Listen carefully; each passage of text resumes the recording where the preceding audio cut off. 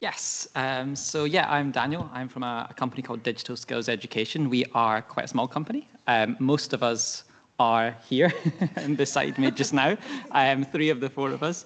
But we create educational resources, we design workshops, we build video games, and we host online lessons.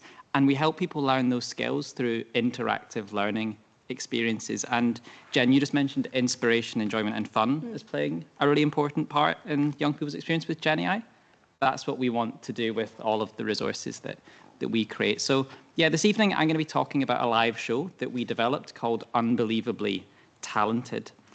So can artificial intelligence be creative? Well, in our show, Unbelievably Talented, you are the judge of that. So, how would you feel if your crush wrote you a romantic poem written by a robot? Or what if your favorite comic book wasn't even written by a human? Well, we ask audiences to help us explore if it's ever fair to use AI to create artwork. Next slide, Susan, thanks. So Unbelievably Talented, it is a way to start a conversation about generative AI and to see how that changes people's perceptions of creativity and talent. So in the show, we learn about AI and we check out a fun collection of illustrations, fashionable outfits, and captivating poems. But the twist is that some of these have been produced by real human creativity, and some of them have been produced by an algorithm. And what we want to know through the show is how comfortable people are with the idea of AI being used in these different creative contexts. Do young people see AI as a creative tool? And how does AI change what they think of talented people? So in the show, we encourage the pupils to have these conversations, and we also give them a chance to learn about the science and the technology that's behind these AI tools. And tonight, we're going to give you a 10-minute taster of this 1-hour show. And at the start of the show, I always tell the pupils, this is a show that's interactive, and you have to talk as much as we have to talk, and that's a hint for the next 10 minutes. So before we got started, I had this slide on loop, and this is what happens in the first round of the show. So we asked 3 visual artists to draw a simple portrait of their pet using their favorite medium, but we asked one of them to use AI, and what we want to know is, who was it? Who was it that didn't draw their pet? So if you're in the room, we have some big ones on the poster boards up over here. Those of you online, you can see them on the Teams call. I think you had a chance to have a look at them before the session. I haven't seen the chat, so if there was discussion going on, maybe if you're online, you could type in which one you are suspicious of. And if you're in the room, you can put up your hand and turn your microphone, and you can feed into this discussion. So, are you suspicious of any of these pictures, and which one? Time to find out which of our artists is unbelievably creative. Yep.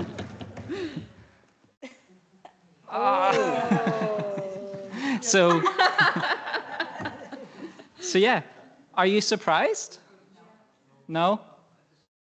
Well, quite often the pupils in the show are very surprised at this. And in the full version of the show, we talk through how Elspeth, who's at the back of the room, that you can maybe ask her if you've got questions during the interval, how she made it. But in the show, we show how it was that she created this image. But it wasn't as simple as just pressing a button. She had to put a lot of thought and effort into creating something that looked like it had been created by a human. There was a lot of different iterations needed and subtle changes to the prompt. And we wanted to show the pupils that sometimes it's more than just a simple, one statement, one button to get something that you're happy with. But importantly, at the end of each round, we ask what we think of as being quite a difficult question that we want to answer. So the question that we ask at the end of the first round is, if you're an artist, if you generate AI, if you generate images using AI, can you consider yourself an artist? And initially, the overwhelming opinion that people share with us is no. They say, you're not doing the work. And I think that's because often pupils value the physical process of creating a piece of artwork, pencil on paper or paintbrush on canvas.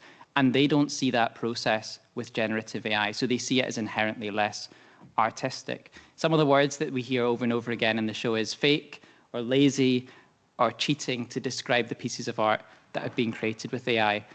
And I think that's quite interesting because I think a lot of adults' perception of what young people think about AI isn't correct. And I think this is something that we'll find more as we share more of the feedback and we keep running these shows and learning more.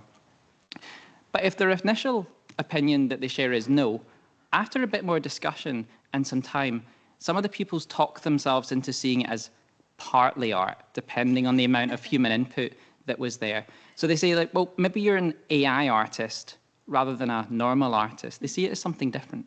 So pupils basically are telling us that using generative AI is different to being traditionally creative or artistic. And that's something that we're going to try and find out more about as we run more of these shows. Another round in the show looks at the difficulty to discern between photorealistic AI-generated images and reality. Like, we know that misinformation is being fueled by AI, and we wanted to dig into that a bit. So in the show, we show pupils these two images.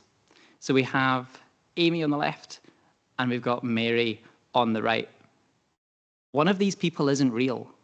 One of these is a picture that's been generated using AI, and the other one is a professional picture of a real human on a real camera, edited by a human photographer. And it's tricky to tell. Like, take 30 seconds and look at these pictures. And if you spot any evidence, or if you have an inkling about which one is the human or the AI, then I'd like to hear from you. So we've been running these shows all week over in the Futures Institute over at Edinburgh Uni. And it's interesting, like, sometimes we showed this picture this morning, and one pupil immediately was like, her teeth are too good, she's AI. Someone else said, she's got a filling, she's definitely a human. And it's just interesting that looking at these subtle technical details, and people reach completely different conclusions. When we were looking at the pet portraits, some people were like, oh, there's some smudges on that, it's a human. Oh, there's some smudges on that, that's an AI definitely pretending to be a human. A human would have erased that. It's really difficult to tell sometimes whether something has been, planted or isn't. Yes, Mary was the AI image. And again, that really surprises a lot of pupils, because we're used to seeing images created by AI as these sort of really weird looking images, lots of hallucinations, overly polished, faces in particular looking a bit strange. But then you see an image like this, and that can be quite shocking, especially to school pupils who haven't actually used this tech themselves.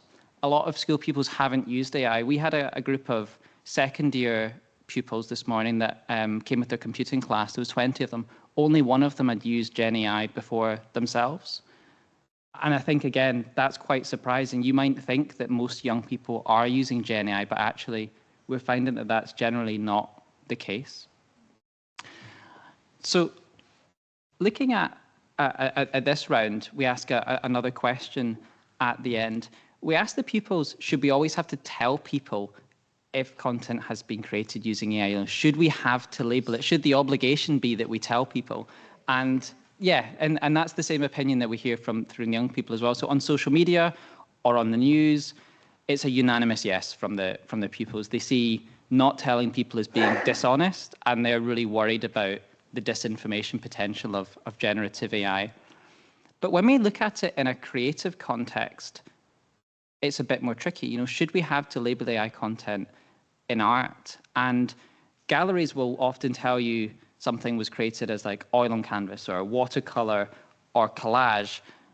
And should AI be one of the things that comes up? And if it's in a film, if a special effects was using AI, we've seen this with The Brutalist, with the sort of the accent being subtly changed on one of the actors. Should we have to tell people it's AI? And at what point? And that's one of the things that in the show, we're trying to ask the young people to think about where and how we tell people in these different contexts. So we've been running this show for school groups based in the Futures Institute at the University of Edinburgh, and we've run about 10 of these so far. Colton, who's joining us online, has been gathering and formalising a lot of the views that the young people have been sharing. It's been really interesting. We've had a real mixture of opinions based on their experience and what subject, even the subject that they come along with. So the pupils who come with an art teacher sometimes tell us different things to the pupils who have come with a computing teacher, even if they're still at the broad general stage of education. That's quite an interesting thing. So it shows that a lot of their opinions on Gen AI aren't set in stone, and they need an opportunity to explore it and learn more and form these opinions.